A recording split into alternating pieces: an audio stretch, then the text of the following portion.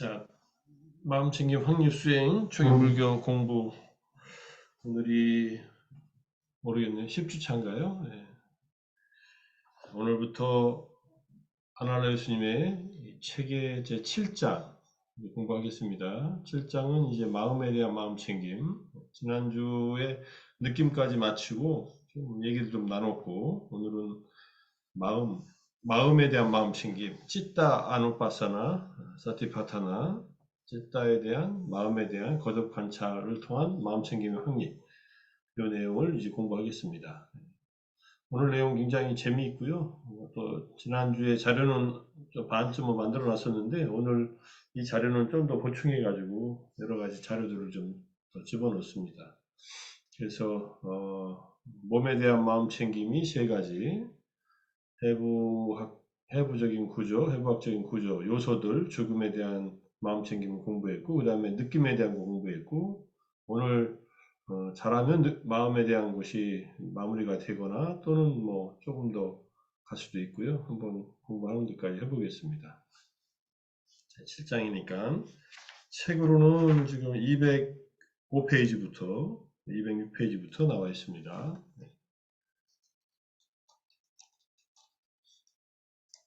뭐 중간에 혹시 이미 지나간 것이라 하더라도 궁금하시거나 뭐 이런 것들이 있으면 언제든지 질문하십시오. 네.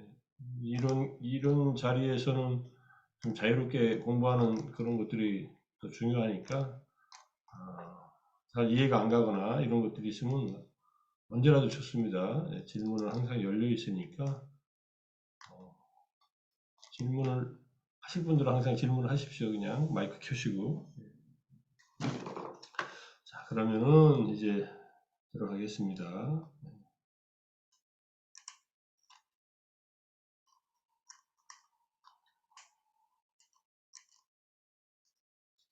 다들 아날레 스님 책을 이제 이렇게 보셔서 아시겠지만 이해가 될 듯 하면서 좀 이해가 안 되는 부분들이 많이 있을 겁니다. 약간 이 스님이 쓰는 글의 스타일이 함축되어 있는 것들이 많은 것 같아요. 생각이 많고 그걸 갖다가 말로 표현하는데 뭐라고 딱 집어서 얘기하는 경우도 있고 얘기를 잘 안 하는 경우도 있고 해서, 처음에 저는 이 책뿐만 아니라 다른 책도 읽을 때 그냥 근거를 가지고 얘기하는 것은 뭐 금방금방 받아들이는데 논리 전개 방식이 약간은 왜 이렇게 전개할까 이런 생각들이 좀 드는 측면들이 있었습니다. 그래서 이렇게 뭐라고 할까, 정독을 하듯이 잘 읽지 않고 제가 필요한 자료들만 이렇게 뽑아서 이렇게 읽은 기억이 나는데, 이번 기회에 이렇게 마음챙김 확립수행을 가지고 하나하나 공부하면서 보니까 또 새롭게 다가오고, 역시 경전 위주의, 경전 위주로 경전을 이해하는 그 측면, 굉장히 중요한 저는 이해 방식이라고 생각합니다.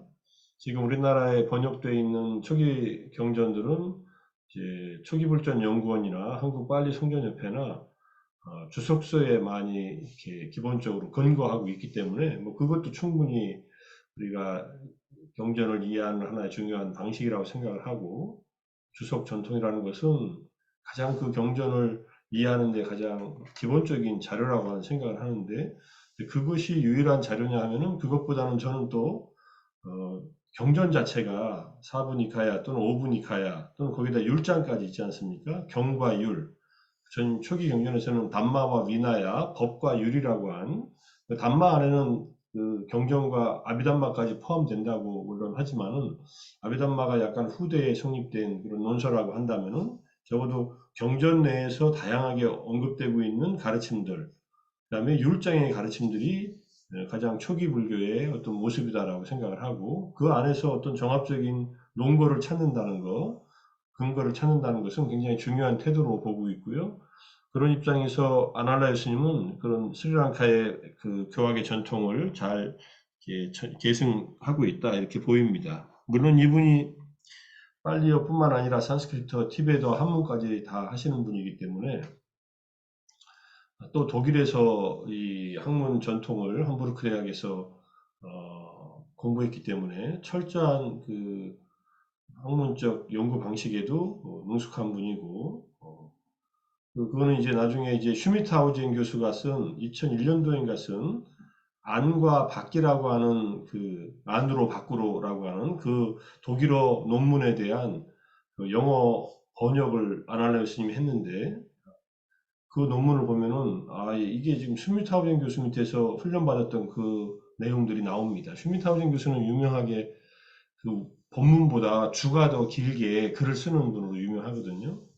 뭐 일본에 제 유학할 때 일본에 오셔서 몇 번 뵌 적도 있고 강의도 들은 적도 있고 했지만은 특강하실 때 어쨌든 한국에서도 뵌 적도 있고 뭐 재미있게 질문도 하고 주고받은 일도 있지만은 그런 전통에 대한 그 학문 전통, 유럽의 문헌학적인 전통, 철저한 고증적인 전통에 대한 훈련도 받았기 때문에 그런 면에서 배울 것도 있고 한 점은 있는데 어쨌든 읽으시다가 왜 말이 이렇게 쓰일까 하다 보면은 또 하나는 한글 번역 굉장히 잘했는데 어떤 한글은 뉘앙스가 영어하고 약간 달라지는 뉘앙스도 있습니다. 그런 경우는 이제 영어 우리 버전 다 있으니까 영어를 찾아서 한번 영어에서 이 스님이 원래 영어로 썼으니까 이 글을 독일어로 쓰고 영어로 번역한 게 아니라 제가 알기로는 영어로 먼저 쓰고 독일어 버전은 있는지 모르겠습니다. 이 책에 대한. 박현주 선생님 이 책 독일어 버전 있습니까? 들으시는가요?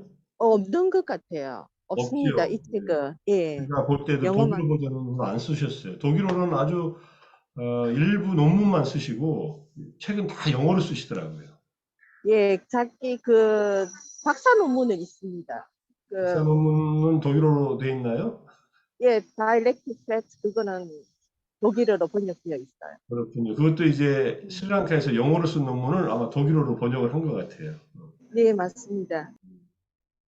그래서 어쨌든 뭐 다 영어로 한 작업이라서 아무래도 그래도 외국인이니까 독일 사람이니까 독일 사람이 영어로 쓰는 측면에 있어서는 뭐 영어를 못한다는 게 아니라 외국인으로서 쓰는 입장도 있으니까 뭐 그리고 기존의 니까야 번역에 대한 다양한 자료들을 참고하고 있고 보지 스님의 번역이라든지 또는 월시의 번역이라든지 다양한 번역들을 다 보고 있습니다.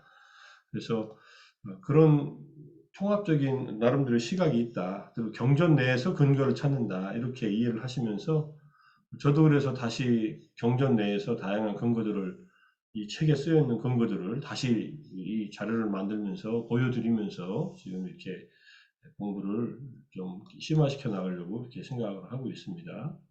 그렇게 이해하시고요. 자, 이제 정신적인 상태들에 대한 명상 해가지고 마음인데, 마음 해가지고 정신적인 상태라고 했으니까, 기본적으로 마음의 여러 가지 상태라고 저는 얘기를 합니다.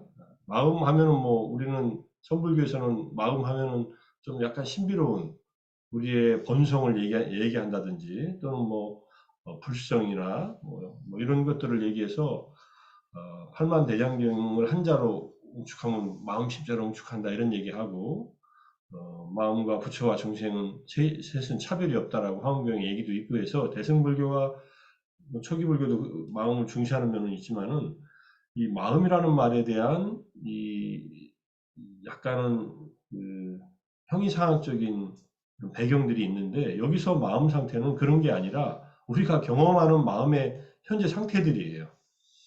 그래서 정신적인 상태는 마음의 다양한 상태들이 있다. 이것을 나중에 아비담마로 가면은 이제 선한 마음, 불선한 마음, 그 다음에 과보의 마음, 무기의 마음 세 가지로 나누고 무기의 마음에는 무기라는 것은 선도 아니고 불선도 아닌 선도 불선도 아닌 이제 중립적인 상태이지만은 과보로 받는 마음, 그 다음에 작용만 하는 마음 이렇게 막 나누거든요. 그렇게 나누기 전에 아비담마로 가서 분류하기 전에 그냥 마음 상태라고 하면은 뭐 기본적으로 여기서 말하는 탐욕, 성내, 미혹이 있는 마음, 위축되거나 산란해진 마음 이런 마음으로 우리 마음이 지금 작동하고 있단 말입니다. 그래서 지금 경전에 나오듯이 수행자는 탐욕 있는 마음을 탐욕 있는 마음이라고 알고 그리고 이제 빨리어로 제가 일부러 써놨는데 비쿠 사라감와 찌땀 사라감 찌딴띠 빠자나띠 이렇게 돼 있거든요. 사라감이 이 탐욕 있는 마음, 사라감 찌땀이 탐욕 있는 마음이에요. 그래서 마음에 탐욕이 생기면은 마음이 탐욕이 있구나라고 안다 이런 말이고요. 그 다음에 성냄 있는 마음을 성냄 있는 마음이라고 알고 탐욕 없는 마음을 탐욕 없는 마음이라고 알고, 성냄 있는 마음을 성냄 있는 마음, 성냄 없는 마음을 성냄 없는 마음, 미혹 있는 마음을 미혹 있는 마음, 미혹 없는 마음을 미혹 없는 마음이라고 안다. 위축된 마음을 위축된 마음이라고 알고, 산란해진 마음을 산란해진 마음이라고 안다.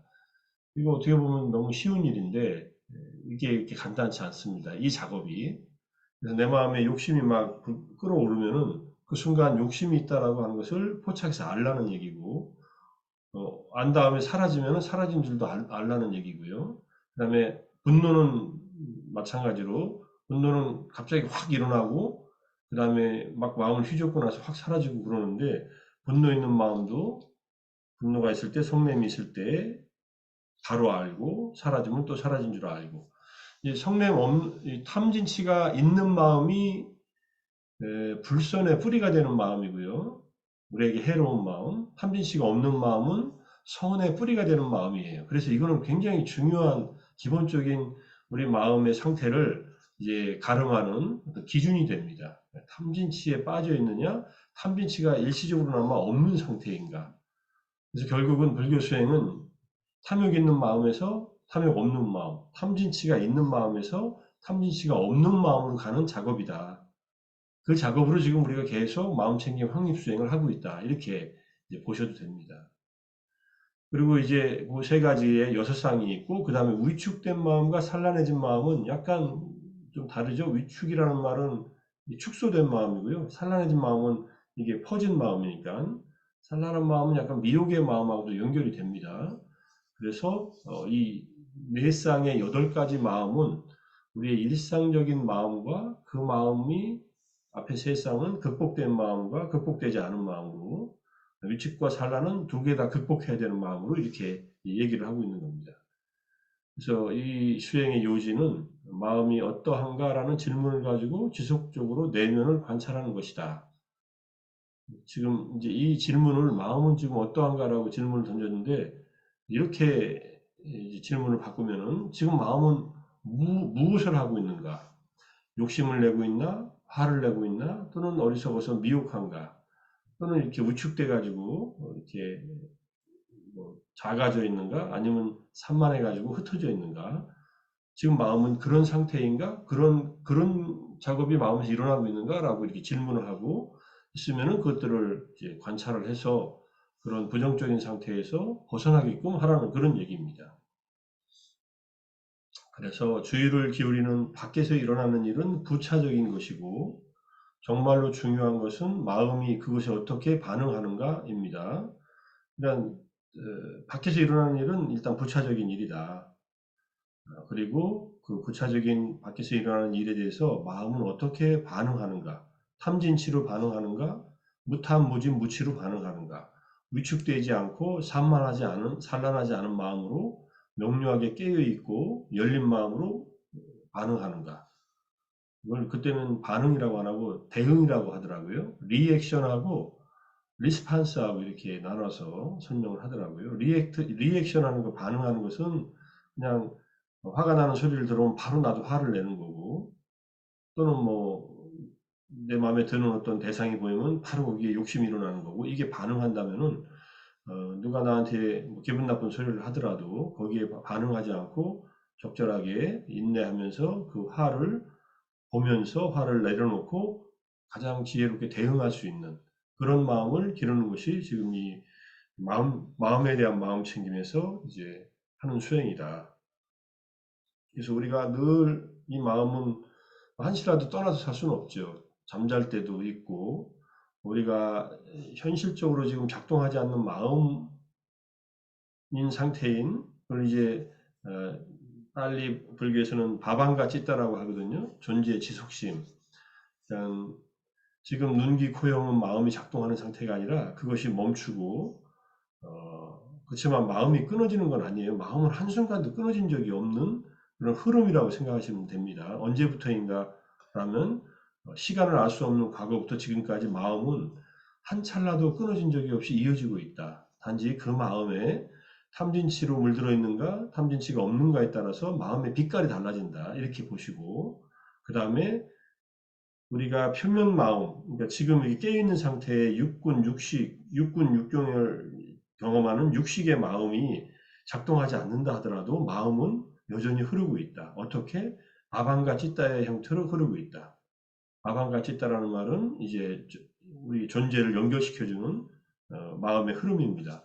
그냥 무의식이 아니에요. 그거는 잠재의식이라고 하기도 어렵고요. 그냥 존재를 이어주는 마음이다. 그런데 우리에게 인식되지는 않아요. 그 마음이 있는 것은. 왜냐하면 인식작용이 일어나면 밥한가치 때는 작동하지 않습니다. 인식작용이 없어져야 밥한가치 다가 인식작용이 없는 상태의 마음을 이렇게 다시 이어주는 거예요. 밥한가치 다와 우리의 육식은 동시에 있지 않습니다. 요게 유식에서 말하는 유식은 전오식, 육식, 칠식, 팔식이 동시에 존재하거든요. 물론 빨리 아비담마에서도 오식과 육식은 동시에 작동을 하긴 하는데 육식과 그 다음에 바방가치다는 서로 이렇게 근무 교대를 해요. 육식이 근무할 때는 바방가치다는 작동하지 않습니다. 바방가치다가 작동하면 육식이 작동하지 않아요. 우리의 지금 인식 과정에 들어있는 마음들. 그렇게 이해를 하시고 조금 어려운 말이지만 미리 얘기를 해두고요. 어쨌든 교수님, 예, 예. 예, 방황가 씻다가 저희들이 만약에 죽으면 그게 방황가 씻다가 재생 연결식이 바로 방황가고, 네. 그다음에 그게 이제 처음에 생길 때 재생 연결식이고 방황가가 쭉 살다가 우리가 죽으면 방황가도 없어지는 겁니까? 그게 아니라요. 아니면 이제 예, 아방가치다는 세 가지 국면이 있어요. 하나는 태어나는 순간에 재생 연결식의 단계에서 이생에 몸을 받을 때 바로 이게 바방가치다로 재생 연결식은 바방가치다의 또 다른 하나의 이름이고요. 그 다음에 일생에 살면서 육식이 작용하지 않는 깊은 잠에 들었거나 기절했거나 이럴 때는 바방같이 있다가 존재를 이어주지요. 그러다가 죽음의 순간에 그 다음에 이제 산매를 들었다가 산매에서 잠깐 바방같이 있다 이렇게 빠지는 경우도 있습니다. 우리가 하루 종일 의식이 깨어 있는 것 같지만은 잠깐 졸 때마다 이게 의식이 작동을 멈추지요. 그죠? 그게 바방같이 있다로 들어간다 그래요. 잠깐이라도 졸 때, 뭐 이럴 때, 명상할 때는 특히 더 그렇고. 근데 죽음의 순간에 쭈띠찌따라고 죽음의 마음이 있습니다. 이것도 바방가찌따의 한 모습이에요. 죽음의 순간의 마음도 우리가 인식 과정을 벗어나서 바방가찌따인데 그거를 특별하게 죽음의 마음이라고 하는 거예요. 죽음의 순간에, 아, 그것도 바방가의 상태입니다. 네. 그러니까 이 방황가는 그러면 계속해서 연결되는 거래. 다른 이름을 가지지만 이제 우리가 다시 바방가가 태어나서 몇 가지, 그 지금 죽음의 마음과 재생 연결식 다 바방같이 있다가 특수하게 나타나는 두 국면이고요. 그 다음에 이제 예, 새로 태어나서 죽을 때까지의 마음 속에서도 바방같이 있다는 육식이 작동하지 않는 순간마다 바방가로 잠깐씩 들어갑니다. 그래서 네, 바방가가 그럼 마음의 흐름을 음, 연결을 쭉 이어주는 역할을 하는 그런 마음이다. 이렇게. 예, 그러면 그 죽음에서 나타나는 그것과 재생 연결식 그 중간에는 없는 겁니까? 테라와다에서는 죽음 다음에 바로 재생 연결식으로 바로 연결돼요. 연결된 예, 예. 근데 이제 우리가 대승불교나 이쪽에서 북방불교에서는 49제를 지내잖아요. 죽은 후에 최장 49일 동안 뭐 어디 있는지 몰라도 다시 장소를 못 정해서 49제를 지내는데 테라바다의 입장에서 볼 때 그 49일간의 그 존재 양식도 또 다른 존재 양식이에요. 그게 어디에 태어났든 어디에 어떤 형식으로 존재하든 그거를 중유라 그래요. 중유, 중간이라고 해서 안타라 바바라고 하는 말이 나오는데 초기 경전에도 그 말은 나옵니다. 그래서 죽음 다음에 아직 태어나기 전까지 단계를 중간 단계라고 하는데 이 중간 단계의 존재도 어떤 형태의 존재예요. 그러니까 거기에도 재생 연결식이 있는 거고 그 다음에 거기에서도 또 죽으면은 다시 다른 존재로 이제 태어나는 거예요, 사실은. 근데 그 중유의 아, 단계를 초기 불교에서는 말은 나오지만 테라바다는 중유도 하나의 존재다 이렇게 보는 거예요, 그냥. 아, 네, 알겠습니다. 감사합니다. 그 가방과 찌따에 대해서 최근에 이제 우리 능인대학원에서 논문 쓴 게 하나 있거든요. 제가 네, 가방가에 대한 논문 그거 우리 공부방에다 올려드릴게요. 네, 네. 감사합니다. 보시면 조금 정리하는 데 도움이 되실 겁니다. 뭐 몇 가지 논문들이 있지만은. 네. 그렇게 하고요. 바방과 찌따의 논문 단톡방에 써놓고 내가 올려드릴게요.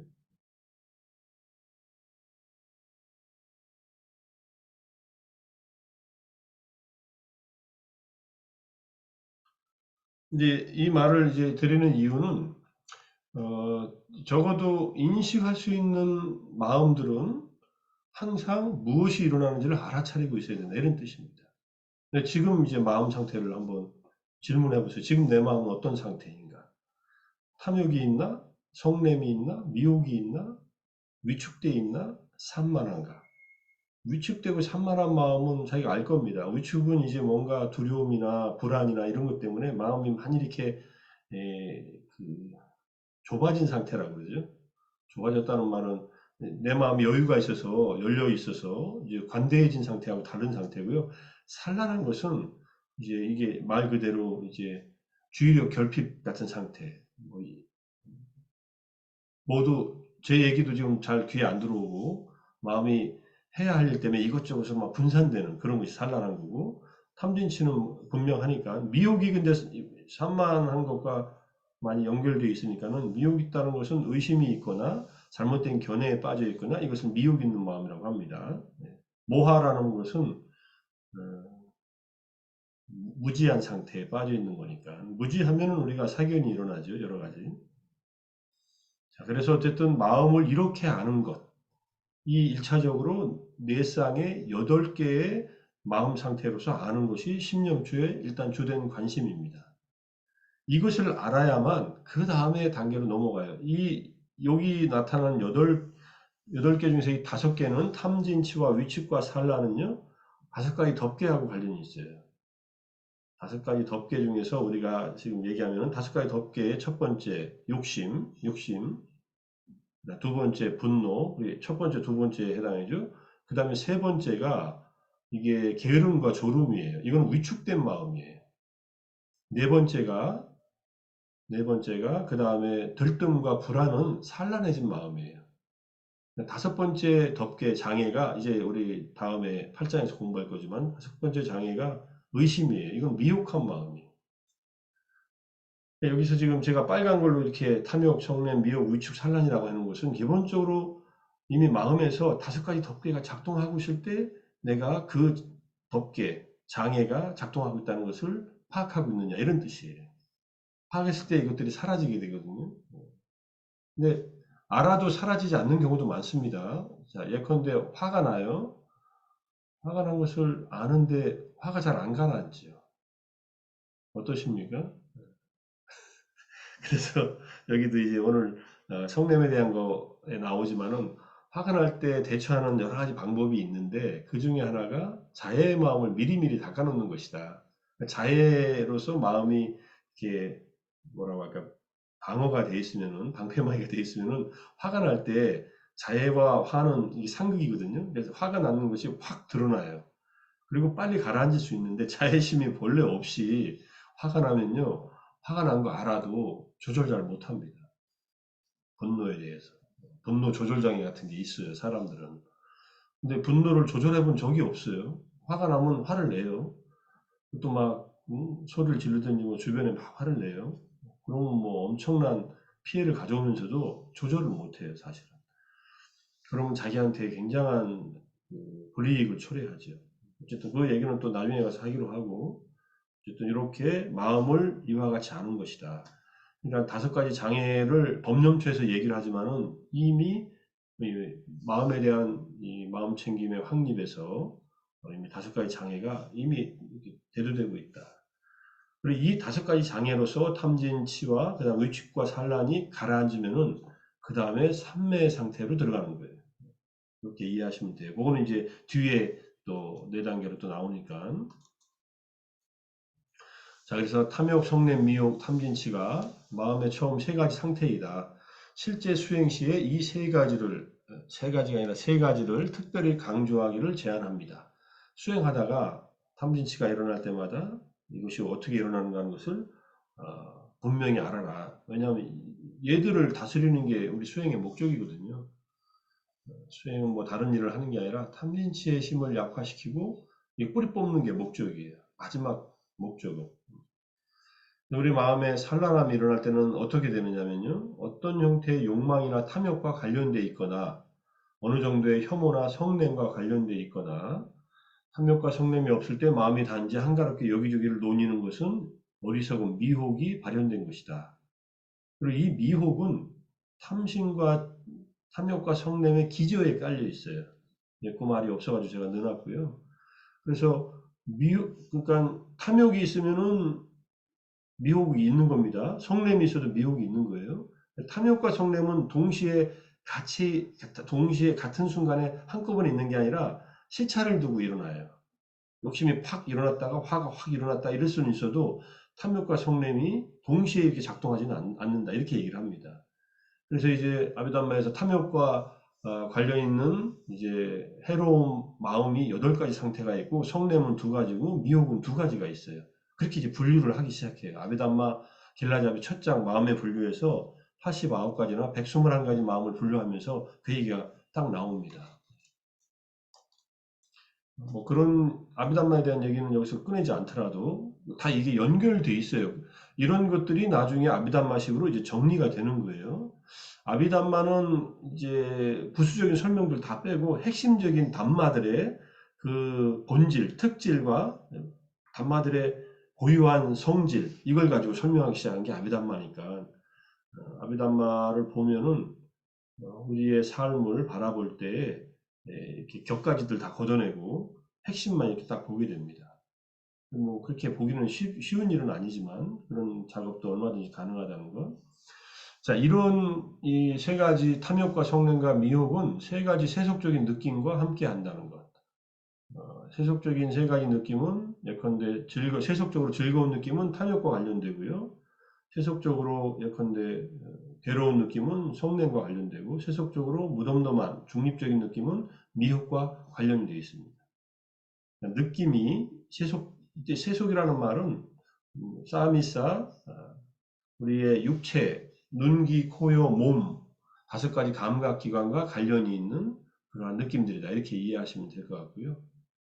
감각기관과 관련해서 즐거우면 우리는 그 즐거움을 더 추구하죠.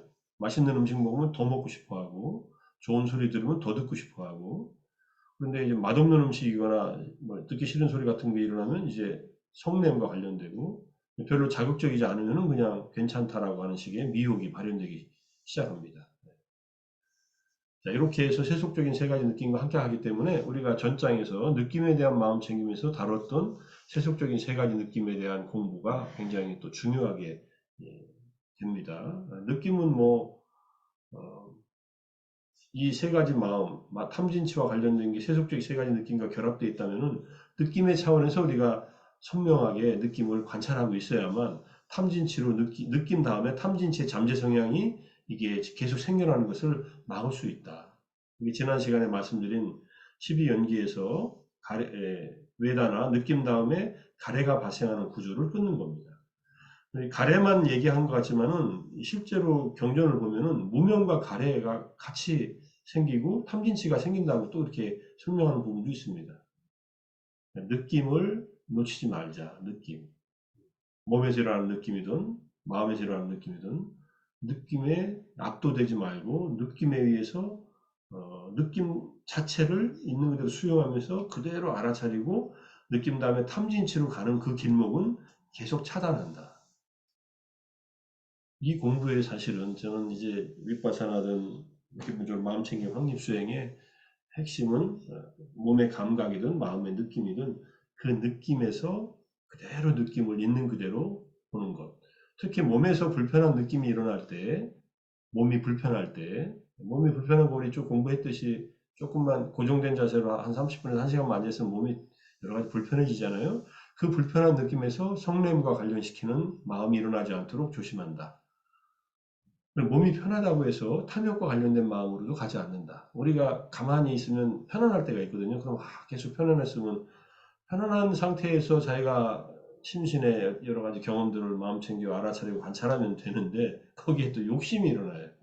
욕심이 일어나지 않도록 그냥 그 느낌 그대로를 또 압도당하지 않고 집착하지 않고 그대로 본다. 이런 태도를 이제 견지하는 거지. 자, 우리 마음 안에 있는 탐욕, 성냄, 미혹의 존재 또는 부재와 익숙해지는 것은 다른 사람에게 발현될 때 밖에 있는 같은 대상을 인식하는 것을 용이하게 해줄 것이다. 우리가 탐진치가 있는 것을 이제 알아차리는 것도 중요한데 없는 것을 알아차리는 것도 중요해요. 종종 물어봐야 돼요. 내 마음에 탐욕이 있는가? 아, 지금 탐욕은 없다. 그럼 탐욕이 없구나라고 알고 있으라는 얘기예요. 도적이 없다는 것도 아는 것도 중요하다는 거예요. 분노가 있는가? 없는가? 이것도 지금 나 분노가 전혀 없는 것은 아니고 어디 한구탱이 있는데 답답한 게 있고 뭐 싫어 뭐 뭔가 있는데 하면은 그것을 알아차리라는 거예요. 미혹도 마찬가지고. 근데 이거 나에게 있는 탐진치가 내 마음속에서 생겨서 이제 밖으로 발현되잖아요. 근데 이것이 내가 발현시키는 방식과 타인이 발현시키는 방식은 거의 유사합니다. 그래서 내 표정도 바뀌고 탐진치에 물들어 있으면 목소리도 바뀌고 몸의 자세도 달라지는데 타인에게서 이 탐진치가 작동하고 있으면 그것도 이제 표정이나 목소리나 몸의 자세 이런 것들을 통해서 우리가 알 수가 있죠. 그러니까 나를 이해하는데 이제 이 탐진치의 있음과 없음으로 내 마음 상태를 이해하고 타인의 마음도 우리가 볼 수 있는 표정이나 들을 수 있는 목소리나 몸의 자세 같은 걸 통해서 그들에게도 탐진치가 있는지 없는지를 이제 인식할 수 있다 이런 뜻입니다. 뭐 그건 꼭 뭐 늘 그러고 있으라는 게 아니라 뭐 보통 사람을 이렇게 보면은 알지요. 옆에 와서 직접 대면하면 아, 저 사람이 지금 표정이 굳어 있구나. 뭔가 불안하고 화가 나 있구나. 그럼 뭐 뭔가 불만족스러워서 막뭘 찾고 있구나. 이런 것들을 아는데 아, 저 사람 마음에서 탐진치가 작동하고 있구나. 라고 이렇게 알라는 얘기입니다. 그래서 이 탐진치라는 세 가지 범주의 사용은 세속적인 느낌들과 관련된 명상에 연결하는 다리를 놓습니다. 아까 말씀드렸듯이 감각적으로 즐겁고, 감각적으로 괴롭고, 감각적으로 중립적인 느낌과 관련된 명상에 탐진치와 관련된 것이 연결된다. 그래서 현재 우리의 경험의 느낌 상태를 인식하는 것은 현재 순간의 정서적인 실제에 대한 알아차림의 기초를 제공한다. 그래서 정서적인 실제가 탐진치와 관련된 것들이라고 생각하시면 돼요. 여기서는 이모셔널이라고 아마 썼을 텐데, 그러니까 외단어는 이제 feeling이고, 그 다음에 feeling 다음에 emotion이 생긴다 이렇게 보는 거예요. emotion은 탐진치, 특히 탐욕과 분노와 관련된 그러한 정서적인 상태. 느낌은 이제 그냥 feeling, 세속적인 느낌들이니까 뭐 비세속적인 느낌, 감각적 어떤 경험과 관련 없는 느낌들도 세 가지가 있잖아요. 마음에서 일어나는 느낌들. 그 중에서 우리가 집착만 하지 않으면 그 경험을 항상 일으켜야 되는 것이 비세속적인 즐거운 느낌입니다. 이 비세속적인 즐거운 느낌은 명상할 때 우리가 경험되는 것이 대표적인 경험들이에요. 그러니까 눈, 귀, 코, 혀, 몸이 외부로 작동하지 않으면서 자기 마음 챙김의 힘으로 마음을 제어하고 잘 조절하면서 그대로 우리의 마음 챙김이 점점점 깊어지면은 확고하게 확립되어 가면은 미묘한 마음에서의 기쁨과 행복감이 생겨난다. 이게 비세속적인 기쁨이잖아요. 이 기쁨은 집착하지 않으면서 계속 그 경험을 일으켜 나가면서 그 경험을 바탕으로 해서 수행이 진행된다. 그래서 이 수행은 사실은 어느 정도만 진행하면은 행복한 길입니다. 하면은 행복해요. 안 하면은 다시 또 마음은 이제 또 탐진치에 물리기 시작하니까. 그래서 수행을 통해서 마음챙김 확립, 확고한 마음챙김을 갖추는 것을 통해서 내 마음에 그런 부정적인 요소들이 가라앉고 긍정적인 요소로서의 선의 구성 요소, 쉽게 말해서 그게 뭐꼭 본산매에 들어가지 않고 초선에 들어가지 않아도 근접산매나 아비담마에서 또는 주석서에서 말하는 근접산매나 찰나산매의 힘에 의해서 이 다섯 가지 덮개로서의 탐진치나 또는 위축된 마음과 산만한 마음이 가라앉으면은 그때의 마음은 기쁨이 일어난다. 그 기쁨은 우리가 비세속적인, 비물질적인, 비감각적인 기쁨이기 때문에 그것은 부탁께서 그 기쁨, 그 행복감을 따라서 수행해서 들어간 것이다. 자, 부작용이 없다. 단 집착만 하지 말라. 집착은 좋은 현상에 집착하는 건데 좋은 현상도 집착하면은 사라져 버린다. 이거 아주 굉장히 중요한 얘기예요. 그래서 뭐 좋은 현상을 집착해서 사라지게 할 필요는 없죠. 좋은 현상은 좋은 현상의 조건들을 만들어냄으로써 오근의 조화, 믿음과 정진과 마음챙김과 삼매와 지혜의 조화를 이루면서 수행을 해나가면은 마음챙김과 확립수행을 해나가면은 자연스럽게 계속 이어지고 계속 연결됩니다. 어쨌든 우리가 탐진치와 관련된 마음들은 이렇게 세속적인 세 가지 느낌과 연결되어 있다는 거. 그래서 우리가 감각기관으로 작동하는 동안에 일어나는 이 감각기관과 눈, 귀, 코, 혀, 몸의 육체적 감각기관과 관련된 모든 경험들은 주의하라 이런 뜻이에요. 하지 말라는 건 아니에요. 하지 않을 수 없죠. 하지 않고 어떻게 살아요. 매일 감각이 일어나는데 매일 그런 대상들과 접하는데 눈으로 보고 귀로 듣고 코로 냄새 맡고 혀로 맛보고 몸으로 감촉을 늘 이 속에서 살고 있는데 단지 그때그때마다 주의하라 이렇게 계속 느낌에서 정서 상태로 탐진의 상태로 묻어나는 그 반응을 계속 보면서 그쪽으로 가지 않도록 주의해서 살라 이런 얘기입니다. 마치 그 말을 이제 날카로운 칼날 끝에 묻은 그 꿀을 혀로 먹듯이 주의하라. 아주 날카로운 칼날 끝에 꿀이 발려있고 그걸 혀로 먹는다고 생각해 보세요. 잘못하면 배잖아요. 그죠? 바로 되면 이렇게 배죠. 그러니까 칼날을 옆으로 해가지고 이렇게 깎아서 먹어야 되는데 그래도 조심해야죠. 그게 면도칼이라고 해보세요. 살짝 대도 그냥 할 수 있다는 그 감각적인 느낌들 이것들이 가져오는 후유증이 이렇게 생긴다는 것을 알면서 주의하라는 겁니다. 교수님, 네, 그 신수심법에 보면 저는 이렇게 생각을 했거든요. 처음에 관찰하는 것이 거친 것에서 미세한 것으로 간다. 신수심법 이렇게 알고 있었는데 지금 이렇게 보면 필링에서 에모션으로 간다라는 것은 필링 우리가 감각한다라는 게 조금 더 미세하지 않나 저희들이 감정보다는 이런 생각이 드는데 어떻게 이해를 해야 근데 될지. 이제 신체적인 이 감각들은요, 강하게 일어나지요. 그런데 그 감각에 반응하는 감정 상태는 그 다음에 일어나죠. 그러니까는 먼저 일어나는 것에 대해서 거친 것들이죠. 육체적으로 느껴지는 것. 그렇지 아 않습니까? 그게 근데 필링이 아니라 그게 더 센세이션이라고 거치다고 생각하시면 돼요. 센세이션. 아 센세이션과 필링 두 가지가 있는데, 예. 이 스님은 이제 다 그걸 근데 어떤 사람들은 필링이라고 하고 있어요. 예.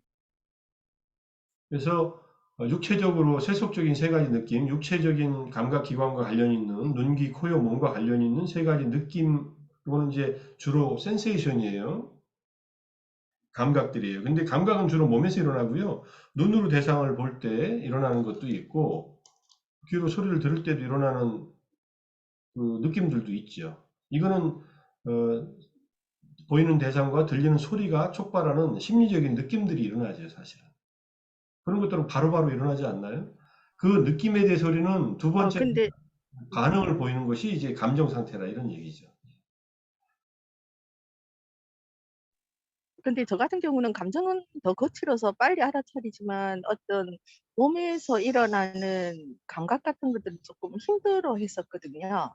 그래서 그게 더 미세하지 않나 이런 생각이 원래 들었어요. 감각이 거칠고 감정이 이미 그게 자동화되어 있어서 그럴 수도 있습니다. 감각에서 일어나는 것들은 우린 대부분 자동 처리를 하거든요. 조금 불편하면 다리 펴고, 조금 예컨대 허리가 불편하면 바로 움직여서 풀고, 감각적 경험에 대해서는 우리 즉각 반응해요, 거의. 그리고 예컨대 여름에 더우면은 더운 감각은 이미 일어나고 있는데 그 다음에 그건 당연히 더운데 더운 거에서 짜증이 나는 것은 이게 이제 성냄과 관련이 있는 이제 감정이잖아요. 근데 짜증이 먼저 나는 것 같은데 실제로는 더위가 먼저 느껴지고 있었던 거지. 그러니까 더위는 신체에서 일어나는 구체적인 감각적 경험인데 덥다라고 하는 그 다음에 짜증이라는 감정적 반응이 일어나는 것을 이걸 차단해라는 그런 얘기죠. 근데 이미 우리는 더위에 짜증이 일어나는 것이 불쾌지수 때문에 짜증이 일어난다고 하는 걸 가정하고 있기 때문에 짜증이 일어나는 것은 별로 문제시 삼지 않아요. 그러니까 시원한 뭐 에어컨이 있는 곳에 가든지 선풍기를 틀든지 하는 이제 행위들을 하는데 실제로는 더위라고 하는 더웁다라고 하는 신체적인 감각은 그리고 그게 이제 더우니까 불쾌하잖아요 신체적으로 그것을 제거하려는 노력으로 우리가 이제 짜증을 없애면서 그 더위를 없애가지고 짜증으로 가지 않으려고 하는 노력으로 여러 가지 냉방 장치를 찾는 거죠. 뭐 어쨌든 기본적으로는 몸의 네. 감각은 좀 더 거치지 않게 보고요. 소수신법도 그런 의미입니다. 더 거친 것에서 미세한 걸로 가지만은 몸에서 일어나는 것이 다 거친 것은 아니에요. 몸에서 일어나는 것은 어떤 것은 아주 미세한 것들도 있습니다. 특히 호흡 같은 것은 우리가 평상시에 호흡을 우리 못 느끼잖아요. 별로 호흡에 대해서 신경 안 쓰고 아, 사시죠? 네. 네. 호흡은 있잖아요, 항상. 그리고 호흡은 관찰할수록 더 미세해져요. 점점점 대상이 아주 미세해져요. 관찰하기 어려워져요. 그래서 호흡을 관찰하는 사람은 굉장히 마음 챙김과 집중력이 있어야 된다라고 이렇게 설명을 하고 있습니다. 그런데 기본적으로 우리의 몸의 자세라든지 걸음이라든지 일상적인 행위 같은 것들은 이제 크게 일어나니까 바로 관찰하기 좋죠. 그리고 거기에서 일어나는 감각이나 느낌, 그 다음에 마음의 상태는 이미 감각과 느낌을 거쳐서 일어나는 탐진치의 반응들이니까 이거는 좀 더 세밀하게 일어나는 부분이죠. 내면에서 일어나는 거니까. 이제 그렇게 설명을 하고 있는 겁니다. 네, 감사합니다. 자, 그 다음에 정신적인 시력의 범위를 넓히는 훈련 과정이다 해가지고 처음에 몸을 느끼고 그 다음에 몸을 느끼는 것에 대해서 알아차리고 그리고 몸을 아는 것과 느낌들을 안다. 내가 몸에서 어떤 알아차림이 일어나는 것을 또 아는 것이고 느낌들도 아는 것. 이게 점점점 더 깊어지는 거죠. 네. 일단은 몸의 감각을 느끼고 느낀 것을 알아차리고 그래서 몸의 상태를 또 알고 또 느낌들을 또 어, 알아차리는 것이 아는 것이지만 점점 이런 상태로 더 세밀하게 시야가 넓혀지면서 깊어진다 이런 뜻이죠. 그래서 이제 마음챙김 확립이 완전한 잠재 능력을 얻게 되는 것은 정확히 신체와 정서 영역에서 수행한 준비 작업을 통해서이다. 그래서 우리 몸에서 일어나는 감각적 느낌, 감각적 뭐 감각이라고 하죠 그냥 bodily sensation. 그다음에 정서 영역. 여기서 말하는 정서 영역은 뭐 탐욕이든 분노든 뭐 이런 것이라고 해도 좋고 또는 뭐 다른 느낌들도 좋습니다. 좋아하고 싫어하는 느낌들. 거기에서 수행한 준비 작업을 통해서 점점점 힘이 강해진다. 이것은 다른 영역들 사이의 의사소통 채널을 활짝 열어주고 우리 자신의 이성적, 감정적 차원들의 통합점을 제공한다는 것. 특정한 상황에 대한 완전한 평가에 또 공헌하고 그것에 대한 적절한 반응을 발견하는 것으로 이러한 직관과 추론은 마음챙김에 의해 제공되는 지원에 기반을 두고 균형점에 이른다. 직관은 자기 것에 대한 직접 경험이죠. 직관이라고 하는 거. 직접 경험입니다. 추론은 타인에 대한 것, 밖으로 일어나는 타인에 대한 것은 추론이죠, 사실은. 근데 이 추론도 필요해요. 추론을 안 하면은 타인에 대해서 우리가 또 오해를 하게 돼요. 다른 사람의 몸과 마음의 경험은 내가 직접 경험을 못하니까 자기식으로 부풀려서 하게 되는데 그렇게 하지 말고 내 몸에서, 내 마음에서 또는 내 느낌에서 일어나는 것처럼 저 사람한테도 일어난다. 그렇게 마음챙김을 안팎으로 하는 겁니다. 그러면은 이제 나에 대해서도 집착할 것이 없지만은 타인의 몸과 마음의 경험에 대해서도 집착할 것이 없게 되는 거죠.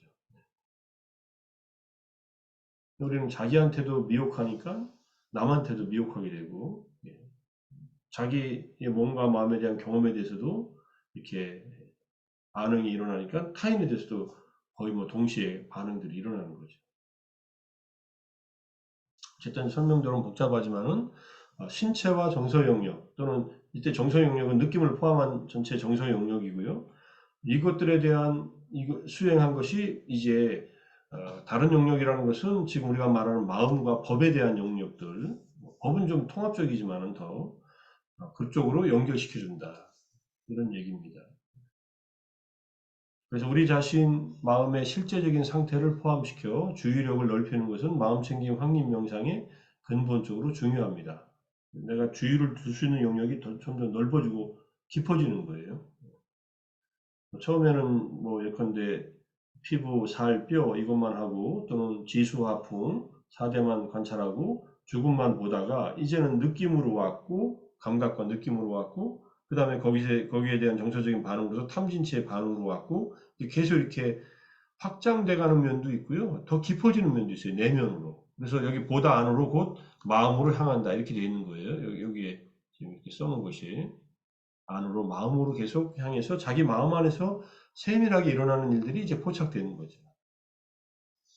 여기서 책을 읽는 동안 시간의 경과를 주변의 일로 아는 일들인데 일단 책을 이렇게 잡고 있을 때 책이 내 손에 이제 느껴지는 접촉 감각, 그 다음에 책을 접촉하고 있는 손의 느낌, 손의 느낌은 뭐 특별하게 온도가 좀 느껴지고 딱딱한 것이 느껴지고 손에 책을 들고 있는 그 경험을 아는 것, 내가 지금 책을 들고 있다라는 사실을 스스로 아는 것, 이렇게 이제 좀 더 주의를 두는 영역이 더 깊어진다 이런 뜻이죠. 이걸 한꺼번에 연습하기 어려우니까 이제 몸에 대한 마음 챙김부터 시작해서 그 다음에 느낌에 대한 마음 챙김으로 거쳐가지고 지금 그 경험들을 알고 있는 것을 다시 마음 챙기는 것. 마음 챙김은 마음 챙겨서 알게 된, 분명히 안 그 내용도 또 마음 챙김의 대상이 되는 거예요. 나중에 그런 빠띠사띠라는 용어가 나오는데 마음 챙김 자체를 또 마음 챙김 하면서 계속 알미 계속 연결됩니다. 자, 이렇게 점점점 우리 정신적인 시력의 범위를 넓히고 깊게 들어간다. 심화시켜 들어간다. 넓게만 보는 게 아니라 저는 깊게 보는 영역도 당연히 깊게 보니까 우리가 주의를 기울여야 되는 영역들이 더 넓어지는 거죠. 이제까지 거칠게 일어나던 몸의 어떤 움직임이나 자세나 또는 몸을 구성하고 있는 해부적인 요소나 또는 지수화풍의 4대 요소로 봤던 것 또는 몸이 맞이할 수밖에 없는 죽음의 경험 이런 죽음 명상을 통해서 했다가 그 다음엔 다시 마음으로 돌아와서 느낌에 의해서 몸에서 일어나는 세속적인 느낌에 대한 탐진치의 반응들을 더 깊게 이렇게 파고 들어가는 거죠. 자연스럽게 이렇게 됩니다. 명상을 하다 보면은 이제까지 안 보였던 아주 세밀한 마음의 움직임들이 포착이 되기 시작해요. 포착이 된다는 말은 이제 마음의 움직임이 아무리 세밀해도 이게 드러날 때, 이게 우리 의식 속으로 드러날 때는 이게 마음 챙김의 대상이 언제든지 될 수 있다는 거예요. 마음 챙김의 대상이 될 때, 그때 비로소 그것들이 내가 조절할 수 있는 그런 어떤 힘이 생긴다 이런 뜻입니다. 마음 챙김이 작동하지 않으면 조절할 수 없으니까요. 자, 그 다음에 마음 챙김의 거울이라고 해서 거울의 비유를 들었는데 바로 지금 우리 자신의 마음 상태를 있는 그대로 분명하게 보기 위해서 안에 있는 마음 챙김의 거울을 들고 있는 것이다. 마음 챙김에 비춰보는 거예요. 또 거울을 보듯이 타인의 정신 상태에 대해서도 명상할 수 있다. 타인의 얼굴이나 타인의 앞에 있는 모습을 보면서 이제 내가 나 자신을 거울로 마음 챙김으로 비춰보듯이 저 사람도 이제 추론적인 방식으로 거울을 비춰본다 이런 뜻입니다. 그래서 이게 거울을 보면서 마음이 어때? 라고 질문하면서 탐욕이 있어? 탐욕이 없어? 속냄이 있어? 속냄이 없어? 미혹이 있어? 아니면 미혹이 없어? 하고 이렇게 질문을 던지는 거예요. 여기에 이제 그거에 대한 이제 경전 인용이 이게 산문가경에 나와 있어요. 디가니카야 1권에 254페이지 있는 거 글씨가 좀 작아서 보이세요, 잘? 대왕이요. 예를 들면 여인이나 남자가 젊으면 치장하기를 좋아하여 깨끗하고 흠없는 거울이나 맑은 물에 자신의 얼굴 모습을 비추어 보면서 점이 있는 것은 점이 있다고 알고 점이 없는 것은 없다고 아는 것과 같습니다. 얼굴에 점이 있으면요. 점이 있다라고 알겠죠.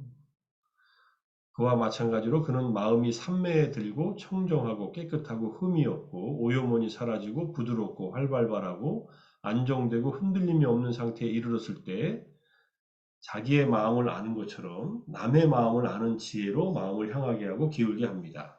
그래서 자기의 마음으로 다른 중생들과 다른 인간들의 마음에 대해 꿰뚫어 합니다. 이거는 뭐 삼매의 힘이 있어서 타심통을 하는 케이스를 말하는 겁니다. 그래서 어쨌든 이런 거울의 비유가 나온다는 것을 이제 이 책에서 삼진치 거울의 비유에 대한 얘기가 지금 나오죠. 이게 지금 212페이지에 213페이지에 거울을 보면서 앵거라고 쓰여 있는 거울을 보고 있잖아요. 화가 있다고 하는 것을 이제 보고 있는 거죠. 근데 왼쪽에 보면은 점차적인 도덕금에 대한 설명의 맥락에서 다른 사람의 정신 상태에 대한 명상은 거울을 보는 것을 실내로 들 수 있다고 디가니카야 2라고 돼 있어서 2는 사문화경이거든요. 디가니카의 두 번째 경전이니까 그래서 그 경전을 찾아보니까 이 내용이에요. 그 내용에 대한 자세한 얘기는 여기 214A라고 하는 이 책의 80쪽에 있는 걸 보니까 여기 나오더라고요. 214A. 아, 근데 이 책에, 여기 나오는 거야. 214A가 346쪽에 있는데, Exploring Satipatthana in Study and Practice. 요 논문이에요. 요 논문에 제가 80페이지를 보니까 이 사문가경에 이 구절이 있더라고요. 그래서 가지고 온 겁니다. 자기 마음을 항상 들여다보고 일단은 마음 챙김의 거울에 비춰본다. 이 말은 무슨 말이냐면 마음 챙김으로 현재의 마음 상태를 항상 점검한다는 뜻입니다. 점검 안 되면은 마음에서 생겨난 탐진치의 번뇌가 마음을 휘저어 버려요. 굉장히 불편해지죠. 늘 그러고 삽니다. 그게 중생들이고요. 성자들은 탐진치가 일어나지 않게끔 마음 챙김과 삼매의 힘과 지혜의 힘이 워낙 개발되어 있어서 어떠한 탐진치도 일어나지 않아요. 그럼 얼마나 쉽게 말해 속 편하게 살겠어요. 그죠? 안정되고 편안하고 행복하게 살겠어요. 우리가 마음챙김 확립수행을 통해서 또는 불교의 팔정도를 통해서 가고자 하는 길은 바로 그런 길이죠. 뭐 그걸 부처님이 누구라도 그런 길을 갈 수 있기 때문에 그걸 이제 설명해 준 거고, 설명해 줘서 그걸 갖다가 이제 전부 다 누구라도 그런 경험을 해라. 가장 행복한 것이다. 이렇게 내면의 행복이 그렇게 승리한 거니까. 느낌에 대한 마음 챙김은 해로운 생각들이 힘을 얻기 전에 그 생각들을 인식하는 데 도움이 됩니다. 느낌에 대한 마음 챙김을 하면요. 좋은 느낌에 대해서 탐욕이, 싫은 느낌에 대해서 분노가 일어날 때 그것이 힘을 얻기 전에 그 생각들을 인식하는 데 도움이 된다는 거예요. 느낌에서 멈추고 있으니까. 마치 눈덩어리를 언덕 꼭대기에서 잡으면 경로를 바꾸거나 굴러가지 못하도록 하는 것이 보다 쉬운 것과 같습니다. 눈이 산꼭대기에서 한 주먹 많은 게 굴러 떨어질 때 그걸 잡으면은 밑으로 떨어지면 이게 걷잡을 수 없이 큰 눈덩이가 돼가지고 이제 못 막잖아요. 그러니까 느낌 상태에서 감정으로 이게 확산돼 버리면 이제 조절이 안 된다는 거예요. 그러니까 느낌이 일어날 때가 포인트다. 이게 이제 아직 힘을 얻기 전에 눈덩이가 커지기 전에 빨리 그것을 내가 알아차려서 거기서 막는다 이런 뜻입니다. 느낌에 충실하게 마음 챙김을 유지한다 이렇게. 교수님, 예를 들어 이제 호흡에 대해서 이제 알아차릴 때, 예. 알아차림이 쭉 이어질 때는 그 마음 상태나 느낌에 대해서 따로 알아차릴 그, 틈이 없는데, 중간에 일어날 수 있죠. 예컨대 호흡을 쭉 알아차리시다가 다시 오른쪽 무릎이 아파요. 그럼 호흡을 놓치고 이 통증에 이제 신경이 쓰일 수 있잖아요. 그럴 때 통증이 생겼을 때 무시해도 되고 통증 알아차려도 되는데 통증이 생기면 우리는 반응이 일어날 수 있어요. 이러다가 무릎 이거 근데 걱정이 되기도 하고 관절염 생기는 거 아니야? 이렇게 생각으로도 확산되죠. 통증이라는 감각을 못 알아차리면. 근데 만약에 좌선을 20분만 해요. 그러면 통증 생길 일 없습니다. 20분 동안 호흡에 잘 집중하고 있으면 괜찮아요. 느낌이 생길 때 알아차리라는 거고 느낌이 없으면은 이제 느낌이 없는 게 아니라 중립적인 느낌이 있는 거죠, 그때는. 그럼 그냥 호흡만 보시면 돼요. 일부러 느낌을 찾으라는 얘기가 아니라 느낌이 일어납니다. 어떤 형식으로든. 그럴 때 놓치지 말라는 얘기. 음, 그러니까 예를 들어서 이제 어떤 호흡을 알아차릴 때 그 호흡만 계속 그 알아차리는 그 알아차림의 연속만 쭉 이어지는 것도 네, 좋아요. 그러면 이제 좋은 느낌이 일어나죠. 그 호흡에 대한 마음 챙김, 알아차림이 아주 선명하게 이어지면요. 마음에서 네. 번뇌가 안 일어나거든요. 그리고 명료하게 그 호흡에 집중하고 있으면은 그 네. 호흡에 대한 집중의 힘에 의해서 이제 몸이 편안해지고 기쁨도 일어나고 행복감도 일어나죠. 그것들을 이제 보고 가면 되죠. 그럼 만약에 뭐 그럴 때 뭐 마음의 상태나 그런 것들을 제가 알아차림을 못해도 상관없습니다. 관계가 상관없나요? 예. 나중에 알아차릴 것들이 생기면 그때 알아차리시면 돼요.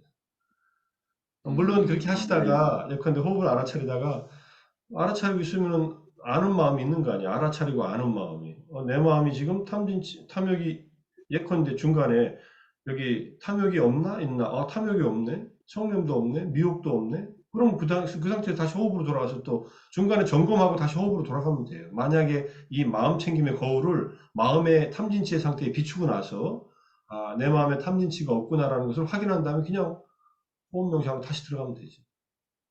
근데 굳이 안 해도 된다. 네.